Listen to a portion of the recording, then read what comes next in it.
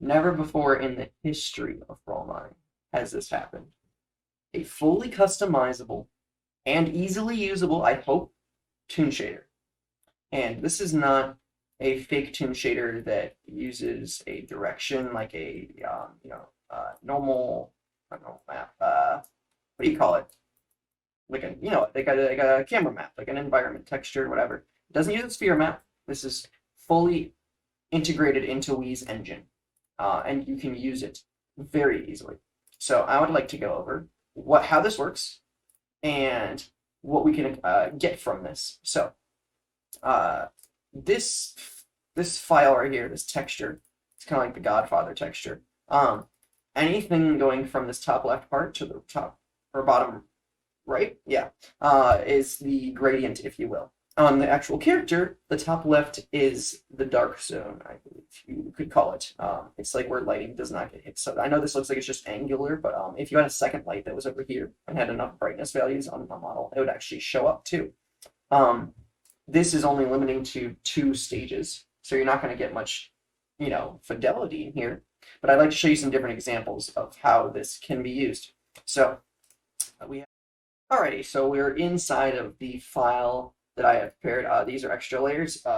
Ignore them. This is the basis of how it looks. So you have this area over here. This actually gets compiled down to 3 steps, if you will. So as an example, let's replace this one we had before with an actual one to use here. Right here. Let's use this guy.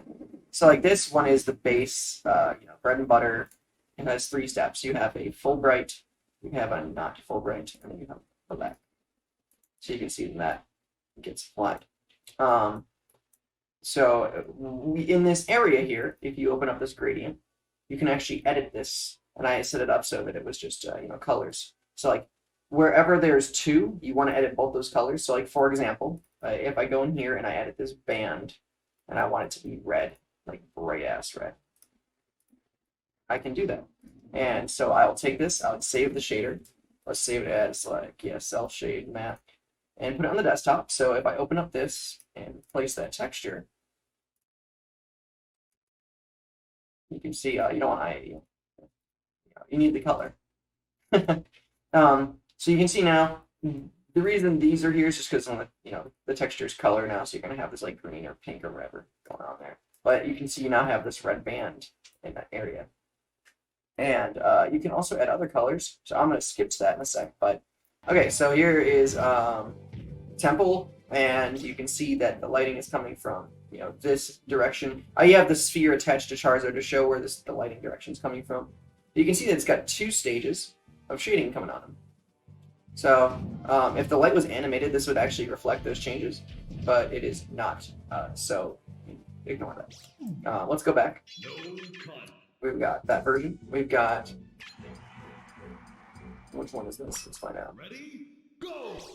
This one has, I think, 3 stages to it. Yeah, I believe so. So same deal. Let's just look on a different stage. See how some of these lights look. Ready, go! Ooh, so you can see on this stage, the lighting actually is applied to the top of the character, or the bottom of the character, because of the lava.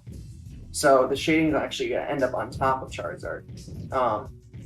And obviously, too, you don't want like a basic texture like Charizard has, or you want like a toon shading texture with this. You don't just want to mix and match.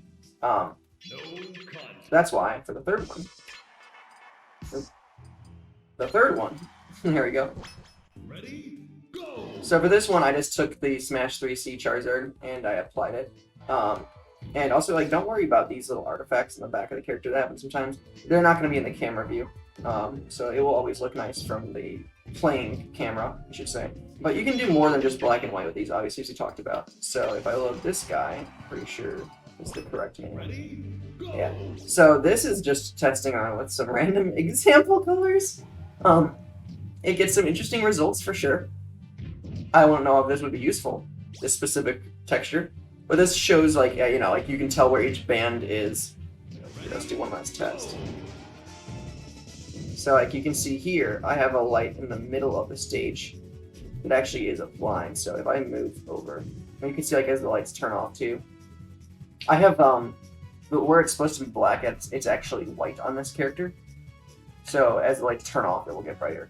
But you can see, if you watch Charizard, that as the lights turn off, it actually changes the amount of lighting that he gets. It's a lot of work and a lot of research to be able to get these things to work, so I hope that you guys enjoy, and I'll see you next time.